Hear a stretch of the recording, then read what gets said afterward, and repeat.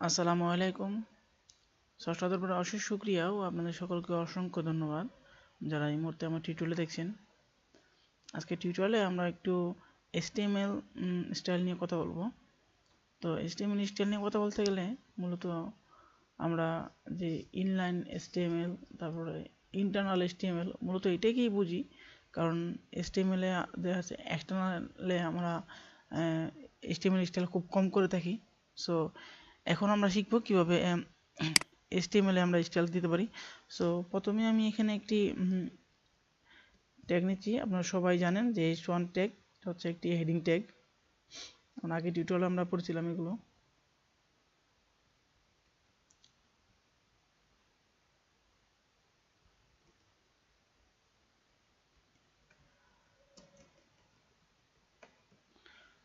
This is a test project. Okay, দেখেন একবার just আমি সেম লাইনটি আবার নিচে লিখব।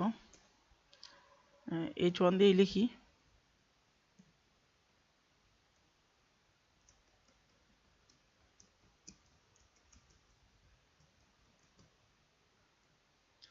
ওকে,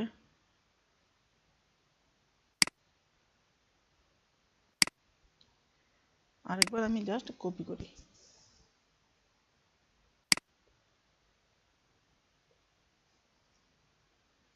ওকে, এবার জাস্ট আমি সেভ দিলাম, কন্ট্রোল এস চেপে। এবার যদি আমি রান করে দেখি, এখানে আমরা দেখতে পাচ্ছি যে 3টা লাইনই এখানে চলে আসছে।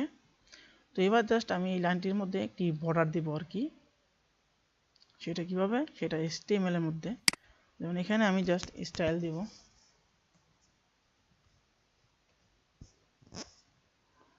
স্টাইল বর্ডার 2 পিক্সেল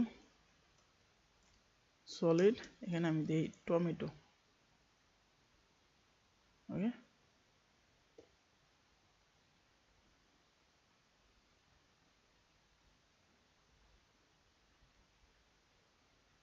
যদি সেভ দিই,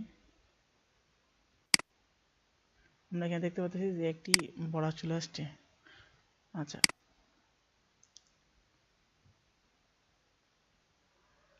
তারপর দ্বিতীয়টাতে আমি জাস্ট সেই জিনিসটি আবার যদি কপি করি, জাস্ট আমরা এখানে HTML স্টাইল শিখতেছি। অবশ্যই এই জিনিসটা মনে রাখবেন, আমরা এখানে অনেক বেশি কিছু না, জাস্ট আমরা HTML এ ছোট ছোট কিভাবে স্টাইলগুলো করা যায় সেগুলো দেখতেছি। এখানে দেবো আমি ব্লু, এখানে দিতে যাচ্ছি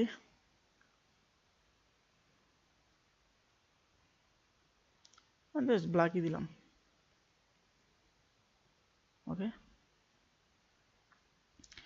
এবার সেভ দেই, আমরা জাস্ট দেখতে পাবো। আর যদি এখানে আবার রিফ্রেশ দিই, আমরা আমাদের দেখতে পাচ্ছি যে 3টি লাইনে একটি বর্ডারের মধ্যে চলে আসছে, খুব সুন্দরভাবে দেখাচ্ছে। কিন্তু আমরা দেখতে পাচ্ছিলাম যে যখনই আমরা বর্ডারটি দিয়েছি, আমরা আমাদের এই যে এখানে যে একটু স্পেসটা ছেড়ে দিয়েছে, তো সেই স্পেসটা যদি আমরা ফিরে আনতে চাই, অর্থাৎ আমরা যদি স্পেসটা না দিতে চাই, আমরা জাস্ট এখানে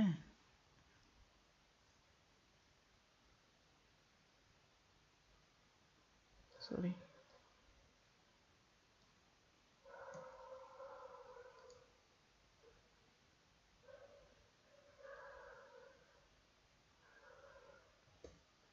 কন্ট্রোল এস দিই।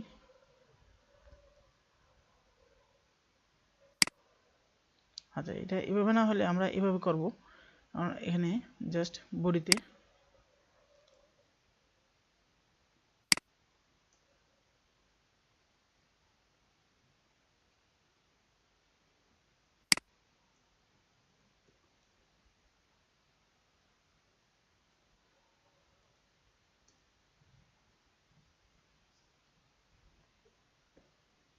এবার জাস্ট সেভ দিলাম।